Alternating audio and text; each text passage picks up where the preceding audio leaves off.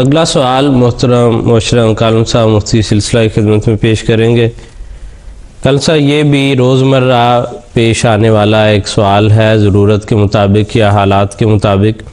سوال یوں ہے کہ ایک بڑی بلڈنگ کے اندر یا اس کے احاطے میں کس حد تک یا کتنی دوری تک لوگ ساؤنڈ سسٹم کی مدد سے امام کے ساتھ نماز باجماعت ادا کر سکتے ہیں؟ شریعت نے کوئی ایسی پابندی نہیں لگائی کہ ایک امام کے پیچھے اتنے فاصلے تک کے افراد تو نماز پڑھ سکتے ہیں اور اس سے زائد فاصلے کے افراد اس کے پیچھے نماز نہیں پڑھ سکتے۔ رسول پاک صلی اللہ علیہ وسلم کے زمانے میں لاؤڈ سپیکر ایجاد نہیں ہوا تھا۔ اس زمانے میں یہ رواج تھا کہ جب مقتدی زیادہ ہوتے تھے تو بعض صحابہ مختلف صفوں میں کھڑے ہو کر رسول پاک صلی اللہ علیہ وسلم کی آواز کو آگے نمازیوں تک پہنچاتے تھے۔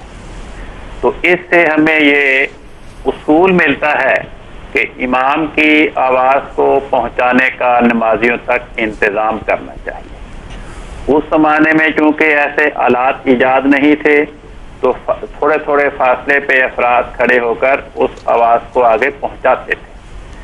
اب اللہ تعالیٰ کے فضل سے اس دور میں ساؤنڈ سسٹم نیا ایجاد ہو چکا ہے، تو اس جگہ پر جتنے بھی نمازی ہوں، اگر بڑی عمارت ہے، کئی حالوں میں نمازی ہیں تو ہر حال میں اس کے لیے ہو سکتا ہے۔ مثلا یہاں روا میں جلسہ سالانہ کے موقع پر مسجد اقصیٰ کے صحن میں مردانہ جلسہ گاہ ہوا کرتی تھی، اور کئی سالوں میں خلافت لائبریری کے پیچھے جو میدان ہے وہاں پہ زنانہ جلسہ گاہ ہوتی تھی، اور کئی سالوں میں لجنہ کے گراؤنڈ میں جو چار دیواری کے اندر ہے وہاں پر زنانہ جلسہ گاہ ہوتی تھی۔ اور مردانہ جلسہ گاہ سے جو امام نماز پڑھاتے تھے، بالعموم خلفائے سلسلہ نماز پڑھاتے تھے، انہی کی آواز لاؤڈ سپیکر کے ذریعے زنانہ جلسہ گاہ میں آتی تھی، اور زنانہ جلسہ گاہ میں موجود مستورات حضور کی اقتداء میں نماز پڑھا کرتی تھی۔ اسی طرح مکہ معظمہ میں حج کے موقع پر لاکھوں حاجیوں تک لاؤڈ سپیکر کے ذریعے امام کی آواز پہنچائی جاتی ہے۔